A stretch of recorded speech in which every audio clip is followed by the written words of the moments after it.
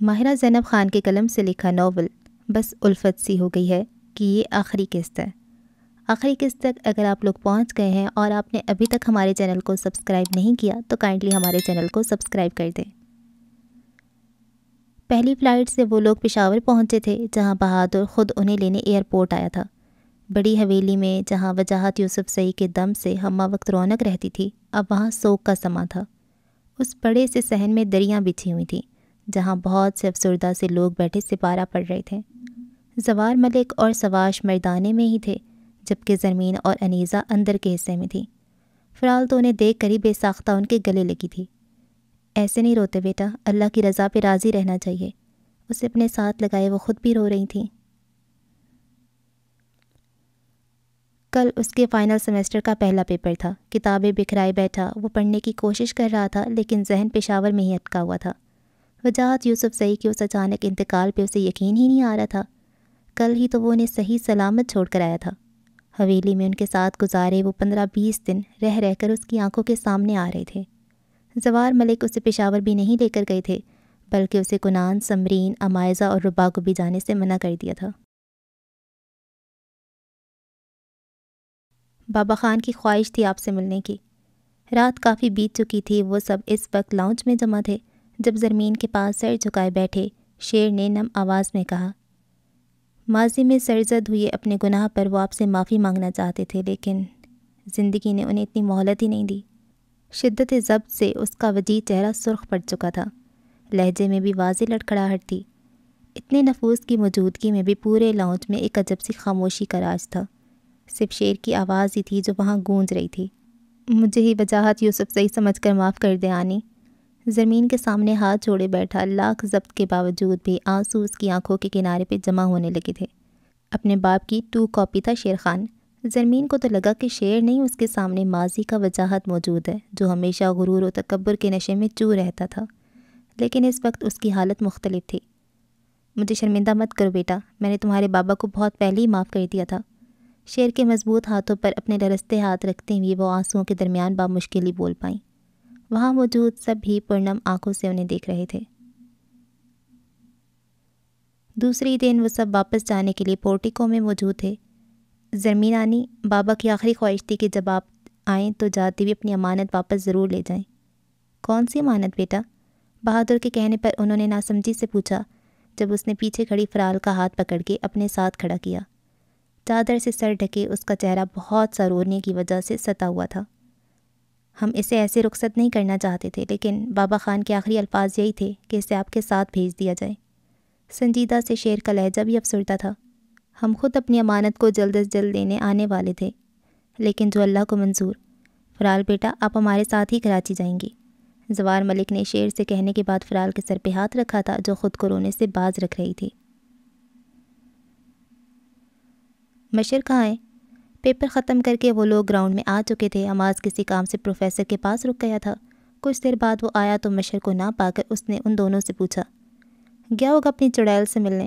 وہاں بیزاری سے بولا، ہاں نا، جس قدر وہ اس سے ملنے کے لیے بے چین ہو رہا تھا، مجھے تو شک یہ ہو رہا ہے کہ پتہ نہیں پیپر بھی اس نے ٹھیک سے کیا ہوگا یا نہیں۔ پوری رات بیٹھ کر تیاری کی تھی انہوں نے، ایک سیکنڈ کے لیے بھی نہیں سوئے تھے۔ یہی وجہ تھی چاروں کی آنکھیں گلابی ڈوروں سے سجی تھیں۔ ہائے، اجرک شال شانوں پہ پھیلائے وہ وہاں آئی تھی۔ ہائے، سمیر اور حماس نے بھی اسی کے انداز میں کہا، جبکہ فہام نے اس کے آنے کا کوئی نوٹس ہی نہیں لیا۔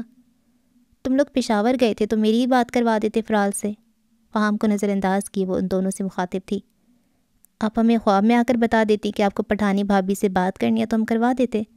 سمیر نے کافی شائستگی سے کہا، لیکن وہ تو بس ایک لفظ پہ ہی چونکی تھی۔ بھابھی؟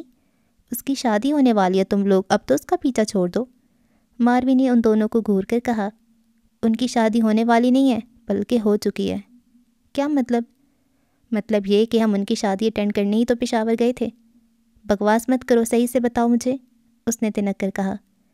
صحیح تو بتا رہا ہوں، فرال بھابھی اور حماس کی شادی ہو چکی ہے۔ تمہاری بھی شادی ہو گئی ہے؟ اس نے حیرت سے حماس سے پوچھا۔ فرال کی شادی مجھ سے ہوئی ہے ماروی باجی، حماس نے دانت نکالے۔ تم لوگوں کو بیوقوف بنانے کے لیے میں ہی نظر آئی ہوں۔ ہم جھوٹ کیوں بولیں گے؟ دیکھیں پروف بھی ہے ہمارے پاس۔ سمیر نے فوراً سے اپنا موبائل نکال کر حماس اور فرال کی نکاح والی تصویریں اسے دکھائی تھیں۔ اب یہ نہیں کہیے گا کہ فوٹو شاپ ہے۔ لیکن یہ کیسے ہو سکتا ہے؟ وہ تو پٹھان فیملی سے بلانگ کرتی ہے۔ اس کی آنکھوں میں الجھن واضح تھی۔ تو آپ نے مجھے کیا سمجھا ہوا ہے؟ میں بھی خاندانی پٹھان ہوں۔ اس نے فخر سے کالر جھٹکے۔ تم پٹھان ہو؟ ماروی نے سر سے پیر تک اسے دیکھا۔ ہاں جی الحمدللہ۔ پشتو آتی ہے تمہیں؟ سینے پہ بازو باندھے اس نے تنک کر پوچھا۔ بس یہیں پہ مار کھا جاتا ہوں میں، اس نے برا سا منہ بنا کر کہا۔ مشر ابھی وہاں آیا تھا، الگ تھلگ سے کھڑے فہام کو ناسمجھی سے دیکھا جو جینس کی جیبوں میں ہاتھ ڈالے، ہونٹ سر پہ گرائے ان تینوں کو نظر انداز کیے مخالف سمت دیکھ رہا تھا۔ ورنہ تو ماروی کی موجودگی میں مجال ہے جو اس کی زبان کو بریک لگ جائے۔ حماس اور سمیر اسے باتوں میں مصروف تھے، لیکن پھر بھی وہاں کی خاموش انداز کو دونوں نے ہی محسوس ضرور کیا تھا۔ تم نے ایسے شادی کر لی، بلایا بھی نہیں؟ ماروی کو ان کی باتوں پہ یقین تو نہیں آیا تھا، لیکن پھر بھی کہہ دیا۔ ولیمے میں بلاؤں گا نا، بلکہ خود کارڈ دینے آؤں گا، آپ ضرور آئیے گا۔ ماروی کی شکوہ کرنے پہ اس نے کہا اوکے پھر گڈ بائے۔ اس کے جاتے ہی وہ دونوں پرسکون سانس لیتے ہوئے مشر اور فہام کی طرف متوجہ ہوئے۔ اس وڈیرنی کی موجودگی میں تو بندے کو الرٹ رہنا پڑتا ہے، حماس نے سر جھٹکا۔ میں نے تو وڈیرنی اور اس کی لڑائی کو کافی مس کیا تھا پشاور میں۔ ابھی مجھے لگا کہ اتنے دنوں بعد ایک دوسرے کو دیکھیں گے تو کم از کم 4 گھنٹے تو آرام سے ضرور ہی لڑ کر ضرور ہی پچھلے دنوں کی کسر نکالیں گے، لیکن انہیں دیکھو ایسے پوز کر رہے تھے جیسے جانتے ہی نہیں ایک دوسرے کو۔ کیا ہو گیا بھائی؟ ماروی تیرے سامنے کھڑی تھی اور تیری زبان پہ تالا کیسے لگ گیا تھا؟ سمیر اور حماس نے جھنجھوڑ کے رکھ دیا تھا۔ یار کیوں بات کا بتنگڑ بنا رہے ہو؟ میرے سر میں درد ہو رہا تھا بس، وہ بیزار سا بولا۔ پہلے تو اگر تم مر بھی رہا ہوتا تھا تو بیچاری کو 2-4 باتیں تو سنا ہی دیتا تھا، لیکن تیری یہ چپ مجھے مشکوک کر رہی ہے فہام۔ مجھے بھی، وہ تینوں ہی ہم خیال تھے۔ کیا مطلب مشکوک کر رہی ہے؟ اس کے ماتھے پہ بل پڑے۔ دیکھ اگر تو نے اس کو ہماری بھابھی بنانا ہے تو بنا لے، ہمیں کوئی اعتراض نہیں ہے۔ استغفر اللہ، میں ایسا سوچ بھی نہیں سکتا۔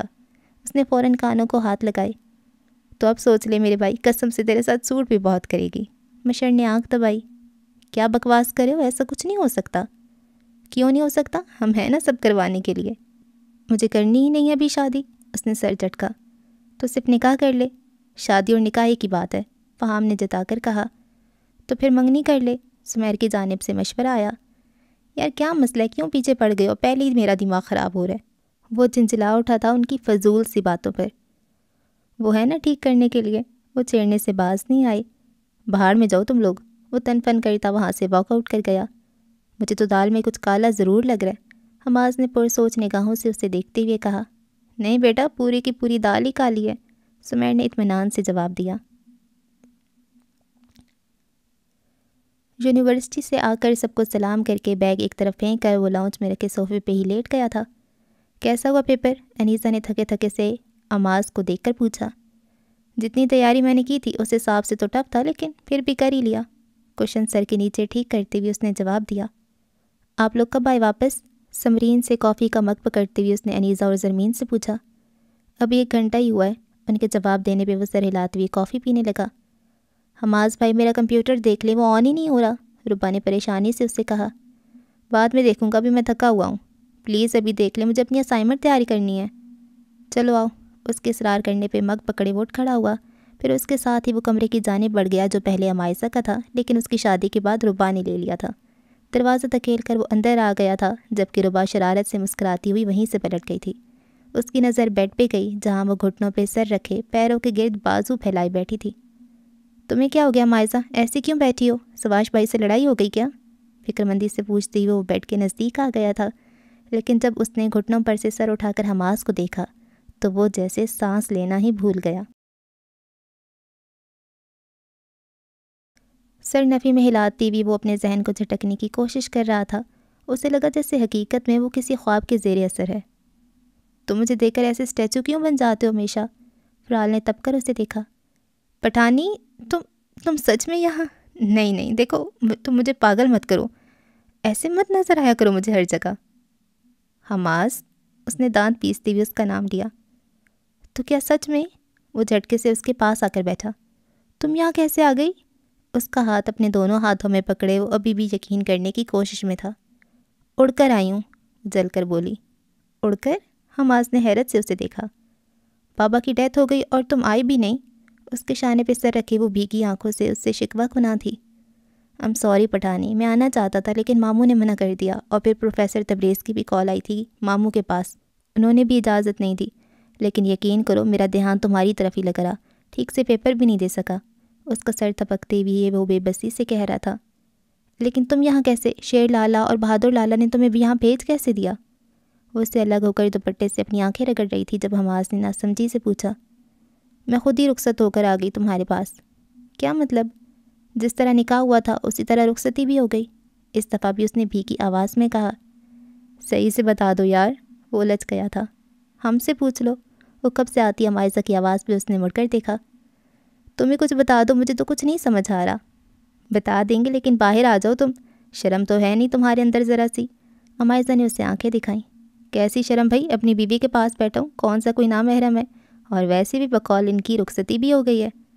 اٹھنے کی بجائے وہ بیڈ پہ مزید پھیل کر بیٹھ گیا۔ فرال نے سمرین اور عمائزہ کی موجودگی میں اس کی بے شرمی پہ جھجکتے ہوئے پیر سمیٹ لیے تھے۔ لیکن ابھی پراپر شادی تو نہیں ہوئی نا؟ وہ تو بس ایک فارمیلٹی ہوگی، اس نے لاپرواہی سے کہا۔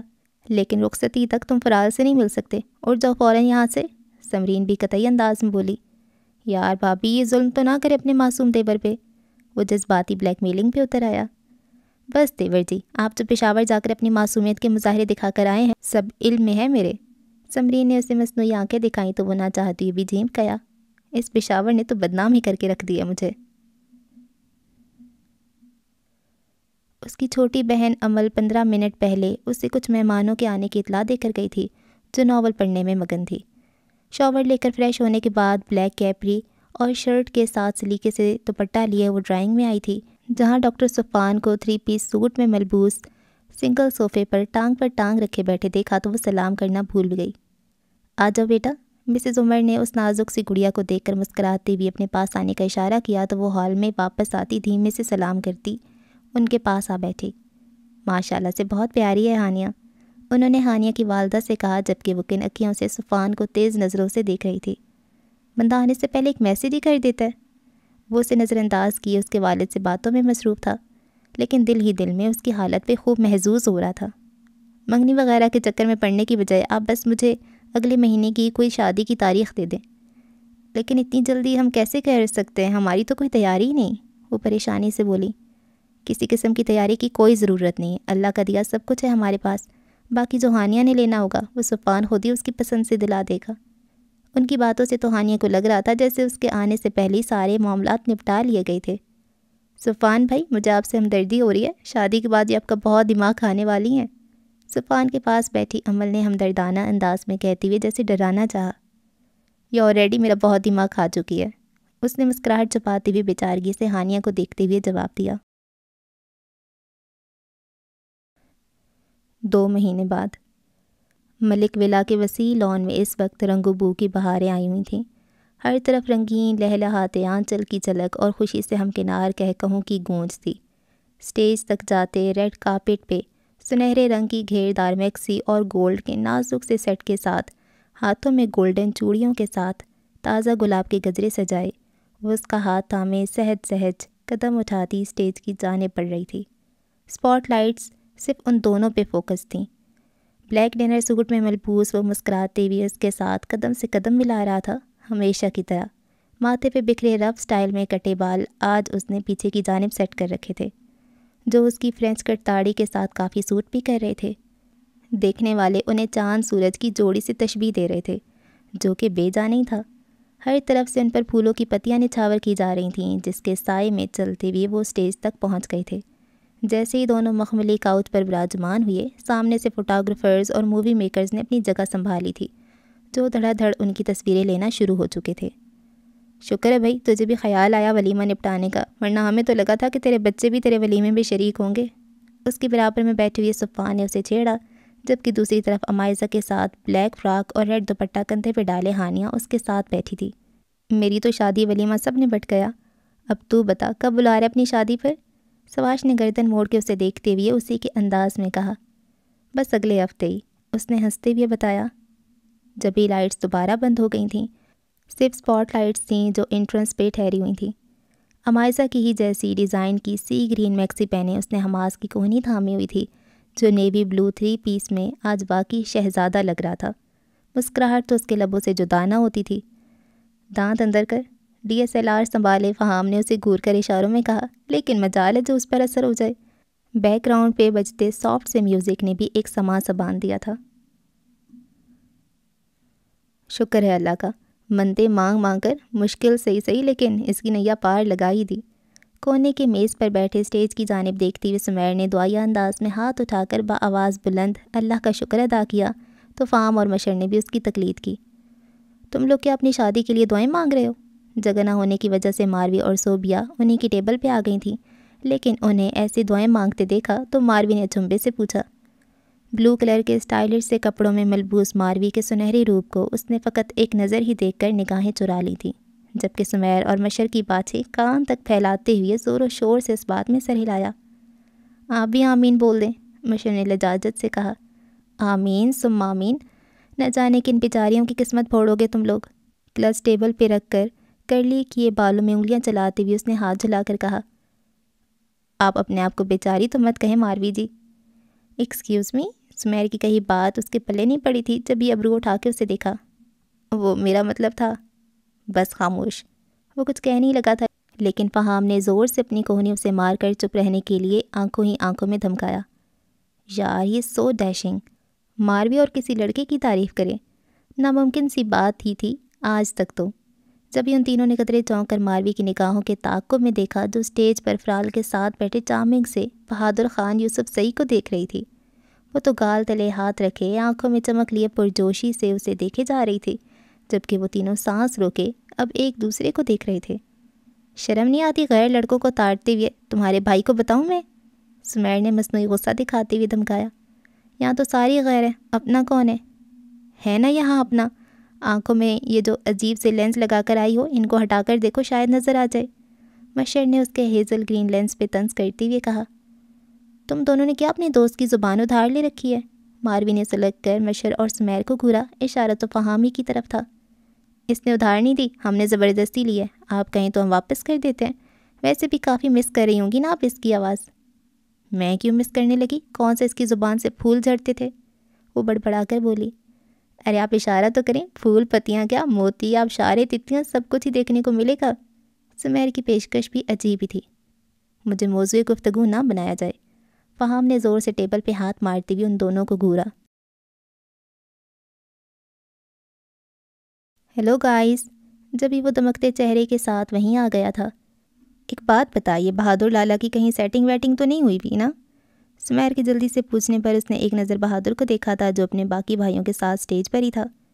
مجھے تو نہیں لگتا ایسا، اس نے شانے اچکا کر جواب دیا۔ کیوں، تو نے کیا کوئی لڑکی پسند کی ہے ان کے لیے؟ اس نے مذاق میں ہی پوچھا تھا، لیکن سمیر نے سنجیدگی سے اس بات میں سر ہلاتے ہوئے ہاتھ سے ماروی کی جانب اشارہ کر دیا۔ یہ لڑکی لائن مارنے کا سوچ رہی ہے ان پر؟ حماس کے حیرت سے آنکھیں پھاڑ کر دیکھنے پر وہ گڑبڑا گئی۔ کیا فضول بکواس کرے ہو، میں نے ایسا کب کہا؟ اس نے تیز نظروں سے سمیر کو گور کر کہا۔ خود ہی تو کہہ رہی تھی کہ کتنے ڈیشنگ لگ رہے ہیں۔ سمیر بھی اسی کے انداز میں بولا۔ تو اب پیارا تو یہ تمہارا عجیب سا دوست بھی لگ رہا ہے، اب اس کا مطلب میں اس پر بھی لائن ماروں گی؟ فہام کی جانب اشارہ کر کے وہ تنک کر بولی۔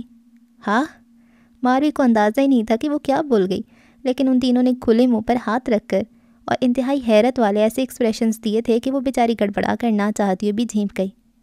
ماروی باجی کو ہمارا یہ کارٹون پیارا لگ رہا ہے، مشر نے دبی دبی ہنسی کے ساتھ کہا تھا۔ دوسری لمحے ان تینوں کے فلک شگاف کہے کہے وہاں گونج رہے تھے۔ حیرتوں کے سمندر سے باہر آ کر فہام تو نچلا لب دانتوں تلے دبائے، رخ موڑے، چہرے پہ ہاتھ رکھے، اپنی بے ساختہ امڑتی ہنسی کو دبانے کی بھرپور کوشش کر رہا تھا، لیکن ان تینوں نے ایسا سوچا بھی نہیں تھا۔ وہاں موجود سارے مہمان ہی اس دلہے اور ان کے دوستوں کو پاگلوں کی طرح ہنستے ہوئے دیکھ رہے تھے۔ بھائی مبارک ہو ہماری طرف سے بھی ہاں ہے۔ مشر اور سمیر نے خوشی سے پھولے نہ سماتے ہوئے ایک دوسرے سے مصافحہ کر کے مبارکباد دی۔ کس چیز کی ہاں؟ کنان اور سواش کے ساتھ باتوں میں مصروف ہونے کی وجہ سے وسامہ ابھی وہاں آیا تھا، اس لیے اسے پتہ نہیں تھا کہ کیا بات چل رہی ہے ان کے درمیان۔ ہم نے ماروی باجی اور اس کمینے فہام کا رشتہ پکا کر دیا، تجھے کوئی اعتراض تو نہیں ہے نا؟ حماس نے اس کے کندھے پہ ہاتھ رکھ کر دھونس جمانے والے انداز میں پوچھا۔ اتنا بھی خیال نہیں کیا کہ وہ ماروی کا بھائی ہے؟ رشتہ پکا کر دیا؟ وہ تو ماروی کو دیکھتا گنگ ہو چکا تھا۔ ان کی باتوں میں مت آنا وسامہ، بکواس کریں یہ لوگ۔ ہم بکواس نہیں کرے بلکہ رشتہ پکا کر رہے ہیں، اور تم چپ کرو، مشرقی لڑکی بن جاؤ کچھ دیر کے لیے، اور تو بتا جلدی سے تجھے یہ رشتہ قبول ہے یا نہیں؟ حماس نے ماروی کو خاموش کروانے کے بعد عجلت میں اس سے پوچھا۔ قبول ہے بھائی، قبول ہے، لیکن کیا یہیں پر رسم کرنی ہے اب تم لوگوں نے؟ وسامہ نے ہنستے ہوئے شوخی سے کہا۔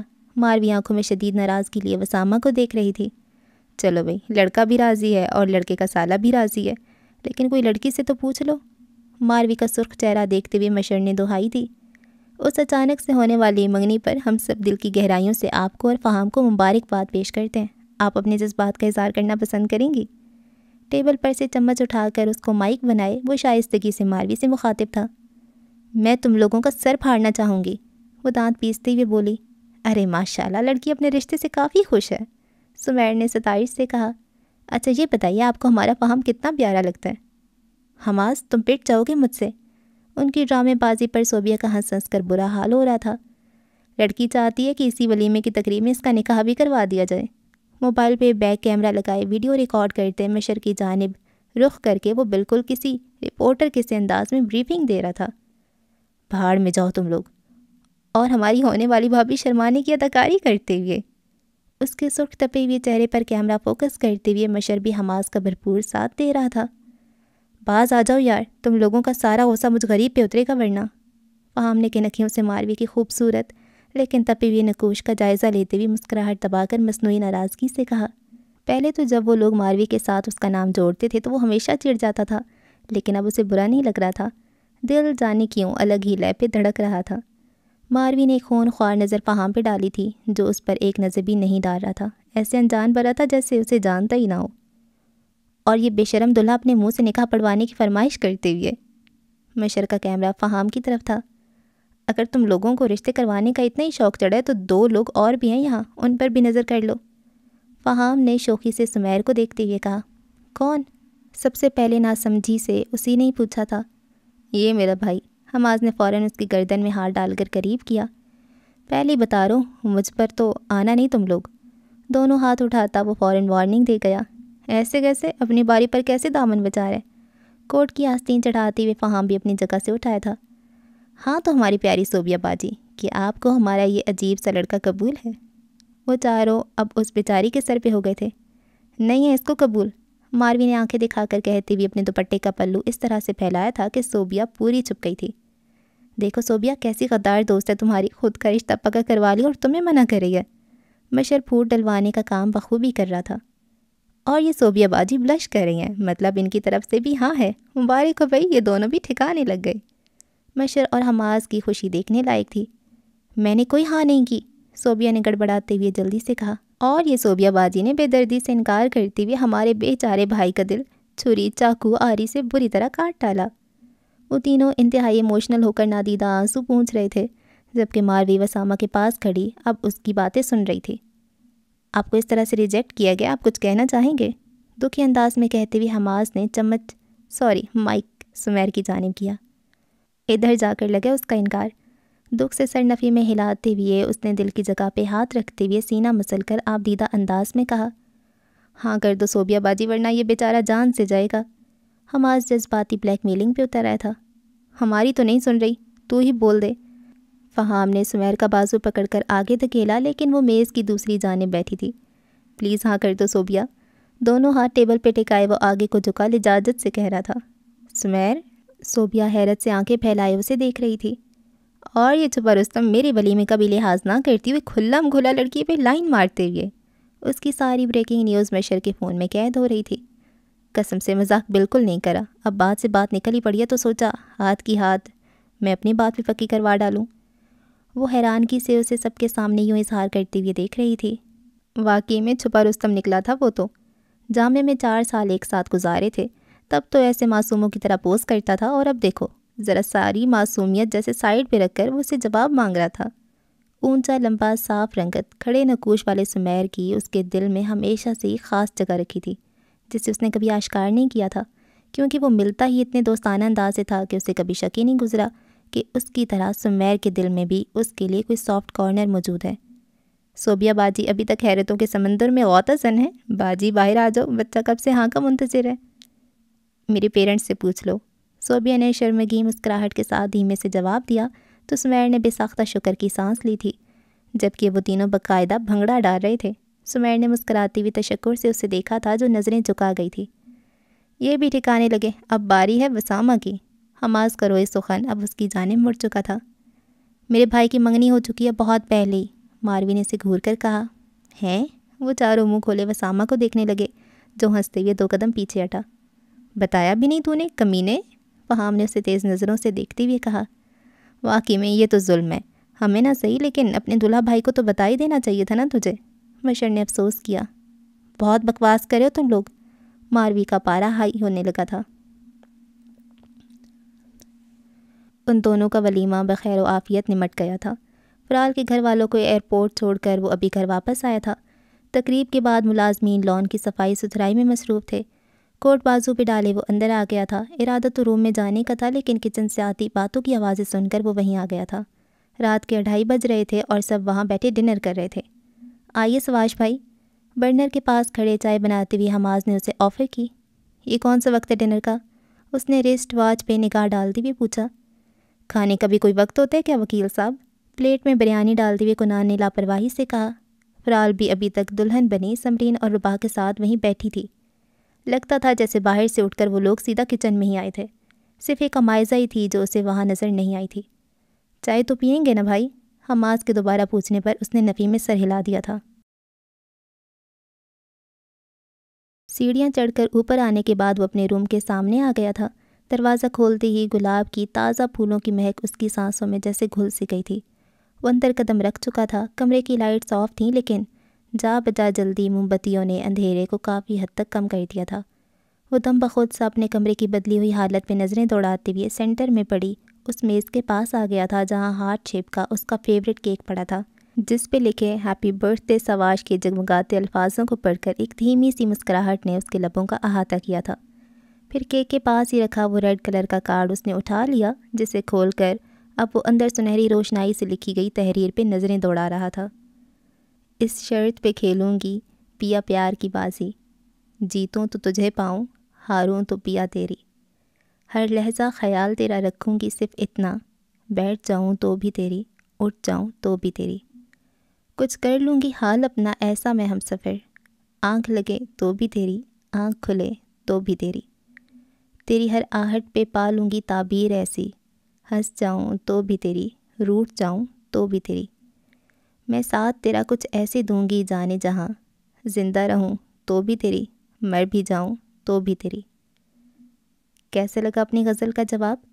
اکب سے آتی کھنکتی شرارتی آواز پر اس نے فوراً مڑ کر دیکھا تھا جہاں وہ سینے پر دونوں بازو باندھے وارڈروب سے ٹیک لگائے کھڑی تھی۔ ابھی تک اس نے چینج نہیں کیا تھا۔ سواش کی پسند کی وہ سنہری میکسی، جیولری، سب کچھ ویسا ہی اس پہ سجا ہوا تھا۔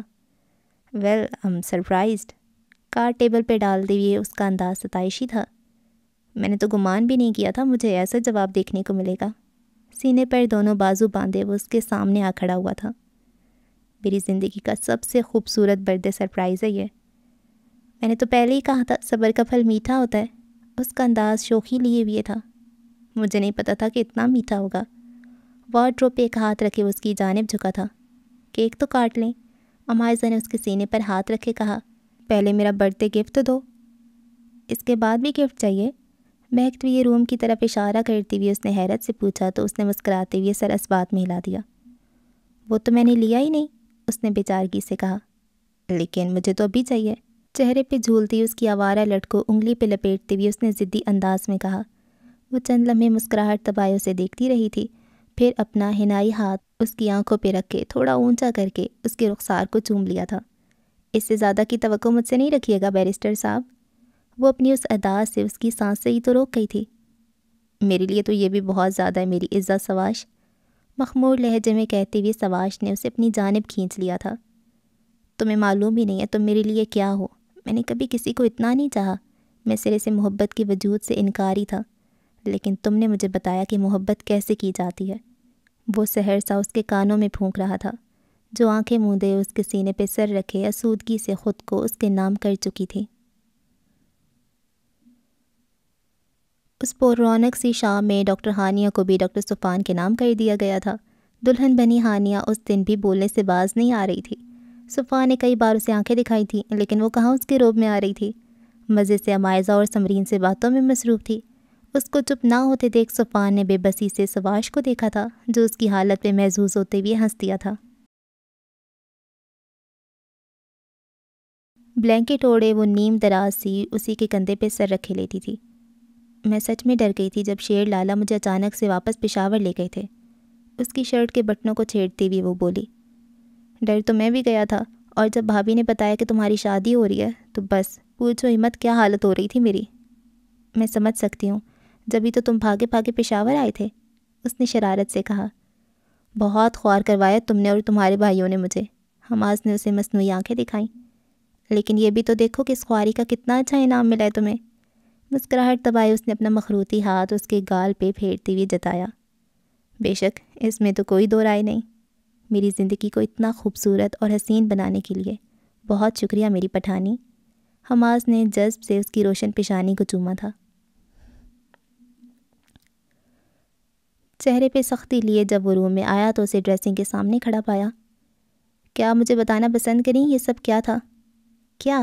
اس کے سختی سے پوچھنے پر اس نے ناسمجھی سے ابرو اٹھا کے اسے دیکھا، جو اس کے دمکتے روپ کو مشکل سے نظر انداز کرتے قدم اٹھاتے ہوئے اس کے نزدیک چلایا تھا۔ کون سی دلہن ہوتی ہے جو اپنی شادی پہ اتنا بولتی ہے؟ اب آپ اتنی سی بات پر مجھے ڈانٹیں گے؟ اس نے منہ پھلا کر پوچھا۔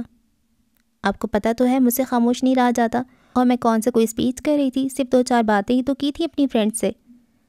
2-4 باتیں تھیں وہ؟ صفا نے حیرت سے اسے دیکھا۔ زیادہ کی تھی کیا؟ اس کا انداز شرارتی تھا۔ میں بتاتا ہوں تمہیں کتنی کی تھیں۔ صفا نے اسے گھورتی ہوئی اس کا بازو پکڑ کر اپنی جانب کھینچا جو اس کے کندھے سے جا ٹکرائی تھی۔ اب آپ کیا مجھے سزا دیں گے؟ اس کے حصار میں مچلتی وہ خوف سے بولی۔ تم حرکتیں ہی ایسی کرتی ہو۔ اچھا آپ کی قسم اب کبھی نہیں بولوں گی۔ صفان کے اتنے قریب ہونے پر اس کے حواس ساتھ چھوڑ رہے تھے۔ نہیں، اب تم بس بولتی رہو گی، تمہاری سزا یہی ہے، اگر تم خاموش ہوئیں تو اچھا نہیں ہوگا۔ اطمینان سے کہتے ہوئے وہ اس کی بولتی بند کر گیا تھا۔ میں بولوں گی تو آپ کے سر میں درد ہو جائے گا، پھر آپ مجھے ڈانٹیں گے۔ اس کی معصومیت سے کہنے پر صفان کی ساری ناراضگی جیسے کہیں دور جا سوئی تھی۔ وہ دلہن بنی، پور پور سجی اس کی باہوں میں تھی۔ اسے خبر ہی نہیں ہو سکی تھی کہ کب سمرین کے خیال کی جگہ ہانیہ کی محبت اس کے دل میں گھر کر گئی۔ اب کبھی نہیں ڈانٹوں گا، اس نے محبت سے کہتی ہوئی ایک شرارت کر دی تھی۔ وہ اس کے حصار میں کسمسا گئی تھی۔ اب کہو جو کہنا ہے، بالکل بھی منع نہیں کروں گا۔ اس کا انداز ہی اکثر بدل چکا تھا۔ SH الفابیٹ کا لاکٹ اس کی گردن میں پہناتے ہوئے وہ پھر اسے قید کر چکا تھا۔ اس کی شوخیوں کو برداشت نہ کرتے ہوئے ہانیہ نے اس کے سینے میں منہ چھپا لیا تھا۔ کافی شاپ کے خوابناک ماحول میں وہ کونے کی میز پر اس کے سامنے بیٹھا تھا۔ تھینکس کہ تم میرے بلانے پر یہاں آئی۔ سرخ گلابوں کا بکے اس نے ٹیبل پہ رکھ دیا تھا۔ میں گھما پھرا کر بات نہیں کرنا چاہتا، نہ ہی مجھے یہ عشق و عاشقی کی باتیں کرنا آتی ہیں، وہ کہہ کر کچھ لمحے کو چپ ہوا تھا۔ میری زندگی میں کسی سے اتنی لڑائی نہیں ہوئی جتنی تم سے ہوئی۔ میں تم سے لڑتا تھا، چڑھتا تھا، غصہ کرتا تھا، لیکن پشاور میں گزری ہے میرے ان دنوں نے مجھے بتایا کہ تمہارے ساتھ ہونے والی لڑائیاں میرے لیے کیا معنی رکھتی ہیں۔ میں نے تمہیں وہاں بہت مس کیا تھا، بہت زیادہ۔ مجھے نہیں معلوم تھا کہ یہ غصہ، یہ بیزاری کبھی محبت میں بھی بدل سکتی ہے۔ ٹیبل پہ دھرے اس کے دودھیا ہاتھوں کو دیکھتے ہوئے وہ ٹھہر ٹھہر کے کہہ رہا تھا، لیکن اس کا ایک ایک لفظ ماروی کو اپنے دل پہ نقش ہوتا محسوس ہو رہا تھا۔ ویسے تو افسانوی سی بات لگتی ہے، لیکن میں کیا کروں، میں خود کو بہت بے بس پاتا ہوں تمہارے معاملے میں۔ جیکٹ کی جیب سے اس نے ایک مخملی ڈبی نکالی تھی۔ چاہو تو میرے منہ پہ مار دینا، لیکن انکار مت کرنا، میں اپنی ساری زندگی تمہارے ساتھ ایسے ہی لڑتے ہوئے گزارنا چاہتا ہوں۔ ماروی نے ایک نظر ٹیبل پہ پڑے اس کیس کو دیکھا تھا، پھر گہری سانس لے کر وہ ڈبی اٹھانے کے بعد اس میں سے رنگ نکال کر اس نے اپنے ہاتھ میں پہن لی تھی۔ وہاں بے یقین سا اسے دیکھ رہا تھا۔ میں کبھی ایسے اپنی فیلنگز کا اظہار نہیں کرتی، لیکن میں کہنے پہ مجبور ہوں کہ تمہارے بارے میں میرے بھی یہی خیالات ہیں۔ تمہاری غیر موجودگی میں میں نے ان لڑائیوں کو بہت مس کیا تھا، یعنی کہ آگ برابر لگی ہوئی ہے۔ فہم نے گہری نظروں سے اسے دیکھتی ہوئی شوخی سے کہا تو ماروی نہ چاہتی ہوئی بھی جھینپ گئی۔ لیکن میں تمہارا شکر گزار ہوں جو تم نے مجھے مایوس نہیں کیا۔ اس کے ہاتھوں پہ اپنا مضبوط ہاتھ رکھتے ہوئے وہ تشکر سے کہہ رہا تھا۔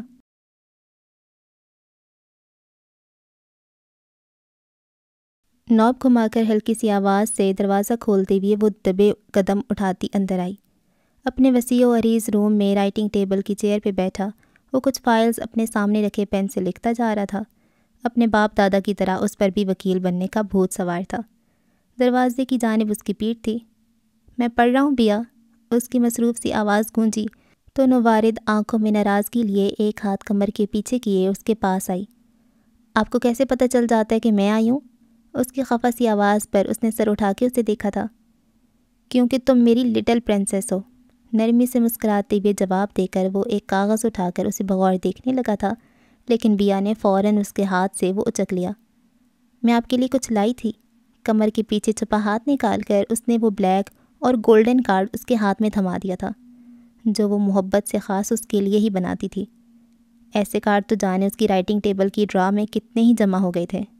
زرار نے کارڈ کھول کر دیکھا جہاں ایک ہی جملہ لکھا تھا، ذات سرا میناکم۔ اس نے ابرو اٹھا کے بیا کو دیکھا جو آنکھوں میں اشتیاق لیے اس کے سر پہ ہی کھڑی تھی۔ اس کا مطلب پتہ ہے تمہیں؟ زرار کے پوچھنے پر اس نے جلدی سے اس بات میں سر ہلایا۔ تو پھر مجھے کیوں دے رہی ہو؟ کیونکہ آپ میرے بھائی ہیں اور سب سے زیادہ پیار میں آپ سے کرتی ہوں، وہ جیسے اس کی عقل پہ افسوس کرتی ہوئے بتا رہی تھی۔ گلابی کپڑوں میں ملبوس اس موم کی گڑیا کے روپ سے اس نے نظریں چرائی تھیں۔ وہ سیکنڈ ایئر کی اسٹوڈنٹ تھی، لیکن زرار کے لیے ایک چھوٹی سی بچی کی طرح ہی تھی۔ اب چلے میرے ساتھ نیچے، سنڈے کے دن بھی آپ اپنے روم سے نہیں نکلتے۔ اس کی کتابیں بند کر کے اس کا بازو پکڑے اسے اٹھانے پہ بضد تھی۔ مجھے ضروری نوٹس بنانے ہیں بیا، میں کچھ دیر تک آ جاؤں گا۔ زرار نے اسے ٹالنا چاہا تھا، لیکن وہ اپنے سامنے کہاں اس کی چلنے دیتی تھی، اور یہ تو وہ بھی اچھے سے جانتے تھے کہ وہ ہمیشہ ہی اپنی لٹل پرنسس کے سامنے ہتھیار ڈالنے پہ مجبور ہو جاتا تھا۔ ابھی بھی بیچارگی سے اپنی کتابوں کو دیکھتی ہوئی وہ اٹھ کھڑا ہوا۔ نیچے لاؤنج کا ماحول اس کی سوچ کے عین مطابق ہی تھا۔ یہ فاؤل ہے زرار بھائی، میں اور سنان بھائی بھی اس چڑیل کے بھائی ہیں، لیکن ہمیں تو آج تک اس نے کوئی کارڈ نہیں دیا۔ وہ دونوں سیڑھیاں اترتے ہوئے ساتھ ہی نیچے آئے تھے۔ بیا نے زرار کا بازو تھاما ہوا تھا، جبکہ اس کے ہاتھ میں وہی کارڈ تھا جسے دیکھ کر عاشر نے بھرپور احتجاج کیا تھا۔ تم دونوں کو اصل میں قدر نہیں، اس لیے یہ تمہیں نہیں دیتی، زرار نے اطمینان سے کہتے ہوئے اس کے برابر میں جگہ سنبھالی۔ یار چاچو، ہم سب آپ کو کب کا پیور پٹھان مان چکے ہیں، اب تو آپ اس پشتوں کی جان چھوڑ دیں۔ وہ نوٹ پیڈ اور پین لیے سواش کے ساتھ 3 سیٹر صوفے پہ بیٹھا تھا جب زرار نے بے بسی سے کہا۔ شروع میں تو فرال ہی اسے سکھا رہی تھی، لیکن وہ بھی کب تک سکھاتی؟ اس کے کان پکڑ کر توبہ کرنے پر پھر یہ ذمہ داری سواش نہیں اٹھا لی تھی۔ مجھے معلوم ہے بھتیجے، لیکن جس طرح تمہارا باپ اور تمہاری چاچی پشتوں میں چپڑ چپڑ کرتے ہیں، مجھے اپنا آپ کافی بیچارہ سا فیل ہوتا ہے۔ حماس نے اس طرح سے کہا تھا کہ وہ ہنس دیا تھا۔ ڈیڈ ویسے کب تک آ جائے گی چاچو کو پشتو؟ اس نے شرارت سے کہتے ہوئے سواش سے پوچھا۔ ساری زندگی گزر گئی اسے سکھاتے ہوئے، اب تو اگر اسے آ بھی گئی تو لگے گا کہ کوئی معجزہ ہوا ہے۔ سواش نے سر جھٹکا۔ یار ممی، میں کون سے چاند پر جانے کی فرمائش کر رہا ہوں جو آپ ایسے منع کر رہی ہیں؟ تبھی کچن سے نکل کر سمرین لاؤنج میں آئی تو وہ بھی اس کے پیچھے پیچھے ہی چلتا آیا تھا۔ تم بے شک چاند پر چلے جاؤ، لیکن پولیس فورس جوائن کرنے کی اجازت میں تمہیں ہرگز نہیں دوں گی سنان۔ پہلے ہی تمہارے باپ نے میرا بہت دماغ خراب کر رکھا ہے، اور اب تم بھی اس کے ساتھ مل جاؤ۔ اس کا انداز قطعی تھا۔ ڈی ایس پی مہکنان نے اپنی حرکتوں سے جتنا اسے ضد کیا تھا، وہ تو اسے کبھی اجازت نہیں دینے والی تھی۔ زرار نے آنکھوں کے اشارے سے اس سے صورتحال پوچھی تھی، جس نے مایوسی سے سر نفی میں ہلا دیا۔ دونوں میں فقط 2 سال کا فرق تھا، لیکن دوستی اور انڈرسٹینڈنگ کافی زیادہ تھی۔ بابا آپ سمجھائیں نا ممی کو۔ وہ زوار ملک کے ساتھ چیس کھیلتے ہوئے کنان کے پاس آ گیا تھا۔ دیکھو میری طرف سے تو مکمل اجازت ہے، لیکن اپنی ماں کو منانے کا کام تم ہی کرو، میں کہوں گا تو کبھی نہیں مانیں گی۔ اس نے ہاتھ اٹھائے تھے اس طرف سے۔ انہیں وہیں چھوڑ کر نیوی بلو شلوار قمیض کے آستینوں کے کف پلٹتے ہوئے وہ کچن میں آ گیا تھا، جہاں اس کی ماں ہمیشہ کی طرح اپنا کوکنگ کا شوق پورا کر رہی تھی۔ زرار نے وہ کارڈ اس کے سامنے کیا تو سیل فون پہ ریسیپی دیکھتی امائزہ نے ناسمجھی سے وہ کارڈ پکڑا۔ کس نے دیا ہے؟ ویسے تو اسے معلوم تھا کہ اس گھر میں صرف ایک بیا ہی تھی جس سے یہ امید کی جا سکتی تھی، لیکن پھر بھی پوچھ بیٹھی۔ آپ کی بہو نے، زرار نے ہنستے ہوئے کہا تو امائزہ نے اسے آنکھیں دکھائیں۔ تمہیں شرم آنی چاہیے، وہ تمہیں اپنا بھائی کہتی ہے، وہ مصنوعی افسوس سے کہہ رہی تھی۔ لیکن میں کیا کروں، اس کی یہ کیوٹ کیوٹ سی حرکتیں مجھے کچھ اور فیل کرنے پہ مجبور کر دیتی ہیں۔ سر کھجاتی ہوئی یہ وہ بے بسی سے بولا۔ وہ بھی چھوٹی ہے، نہ سمجھ ہے، لیکن تم تو میچور ہو نا، سمجھا سکتے ہو خود کو۔ امائزہ اب قدرے سنجیدگی سے اسے کہہ رہی تھی۔ آپ ٹھیک کہہ رہی ہیں، میں تو خود کو سمجھا لوں گا، لیکن آپ بھی اپنی لاڈلی سے کہیں کہ مجھے اس طرح کے رومانوی تحریروں والے کارڈ نہ دیا کرے۔ وہ مصنوعی ناراضگی سے منہ پھلا کر بولا تو امائزہ بے ساختہ ہنستی تھی۔ کنان اور سمرین کے ہاں سنان کی پیدائش کے 2 سال بعد ہی سواش اور امائزہ کے ہاں زرار پیدا ہوا تھا، اور پھر 4 سال بعد حماس اور فرال کے ہاں انابیہ اور عاشر ہوئے تھے، جو جڑواں تھے۔ پورا ملک ولا ہر دم ان کی شرارتوں اور کہکہوں سے گونجتا رہتا تھا، جسے قائم و دائم رکھنے کے لیے انیزہ، زرمین اور زوار ملک ہمیشہ دعا گو رہتے تھے۔ اے جان جاں، میری جان و دل کے قرار، مجھے الفت سی ہو گئی ہے تیرے اس گلاب چہرے سے، تیری ان خواب آنکھوں سے، تیری ان شعر باتوں سے۔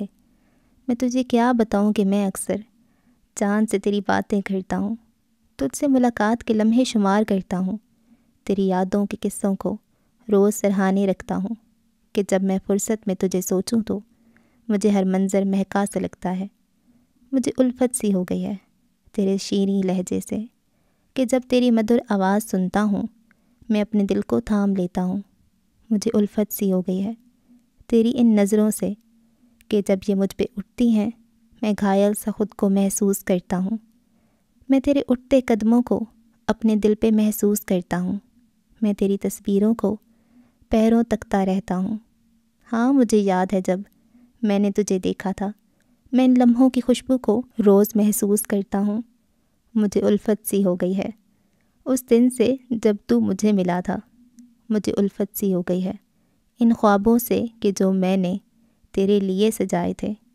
مجھے اس پل سے بھی محبت ہے کہ جب تو میرے روبرو آیا تھا، میری نگاہیں ساکت تھیں، میری دھڑکنوں میں شور تھا۔ مجھے الفت سی ہو گئی ہے تیری اس مسکراہٹ سے کہ جو میری زندگی میں روشنیاں سی بھر دیتی ہے۔ مجھے الفت سی ہو گئی ہے تیری ان پیاری باتوں سے، تیری ان مخمور نگاہوں سے۔ مجھے الفت سی ہو گئی ہے، مجھے الفت سی ہو گئی ہے۔ ماہرہ زینب خان کے قلم سے لکھا ناول بس الفت سی ہو گئی ہے کا اختتام ہوا۔ ہم امید کرتے ہیں کہ آپ کو یہ ناول پسند آیا ہوگا۔ ہمارے چینل کو سبسکرائب کر لیں اگر آپ نے پہلے سے نہیں کیا ہوا تو۔ آپ سے اگلے ناول میں ملاقات ہوگی، تب تک کے لیے اللہ حافظ۔